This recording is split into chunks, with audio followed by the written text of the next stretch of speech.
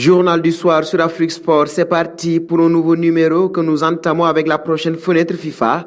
À l'instar de beaucoup d'équipes africaines, la RDC jouera un match amical international face aux Lions de l'Atlas du Maroc au milieu du mois d'octobre prochain.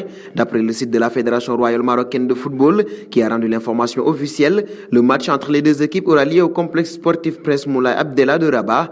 La FECOFA ne s'est pas encore exprimée pour l'instant à propos de cette rencontre amicale. Lors des dates FIFA d'octobre, les Léopards joueront 2 matchs pour le compte de la 3e et 4e journée des éliminatoires à la CAN Cameroun 2021.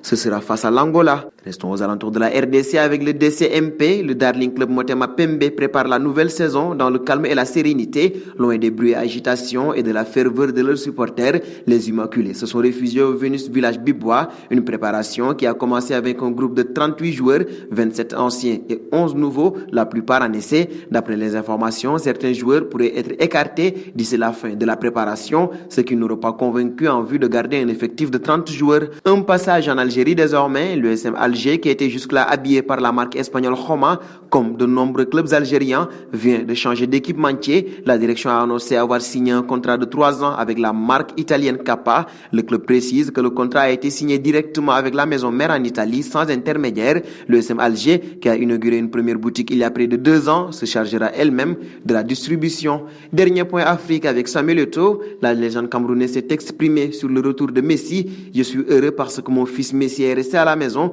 a apprécié à la légende camerounaise en marge de la présentation de la nouvelle saison de Liga, avant d'envoyer un message en cette période de mercato. Et au Barça, on a besoin de joueurs avec l'ADN Blaugrana. Messi, ce n'est pas suffisant. Sur le marché, il faut chercher des joueurs qui ont le style tiki-taka et pas box-to-box, une manière de militer en faveur de la venue du très technique Thiago Alcantara, qui a la préférence des dirigeants. Seconde partie du journal, avec la mésaventure de Zaniolo, l'AS Rome a confirmé la rupture des ligaments croisés du genou de son joueur.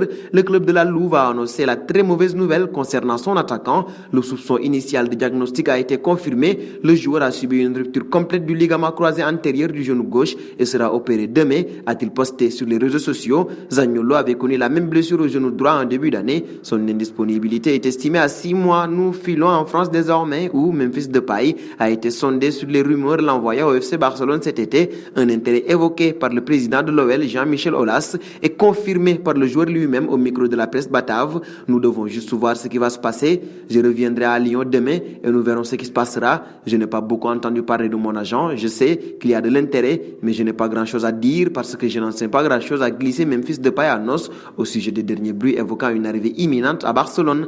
Un pas auprès de James Rodriguez désormais. Le Colombien s'est livré lors de la traditionnelle conférence de presse de présentation, transféré à Everton par le Real Madrid. Lui qui n'était pas désiré par Zinedine Zidane au sein du champion d'Espagne, l'ancien monégasque n'a pas pu s'empêcher d'envoyer une petite pique à son ancien coach. C'est très bon de se sentir voulu. Vous ressentez encore plus de désir, un désir de performer au plus haut niveau tout le temps pour rembourser cette confiance. Et cette fois, je réalise que les gens ont déployé beaucoup d'efforts pour essayer de me signer, a ainsi taclé James, qui retrouve Carlo Ancelotti, l'entraîneur italien avec qui il avait été performant à Madrid. Dernier point de ce journal avec Ansu Fati, devenu dimanche le plus jeune buteur de la sélection espagnole. Il va voir sa clause libératoire augmenter avec le FC Barcelone. Celle-ci est actuellement de 170 millions d'euros, une somme énorme, mais qui n'est pas totalement hors de portée d'un club qui voudrait s'offrir l'un des plus grands espoirs de la planète. Manchester United était intéressé notamment, pas de problème, le tarif va bientôt grimper à 400 millions d'euros, confirme le quotidien Sport et Mundo Deportivo.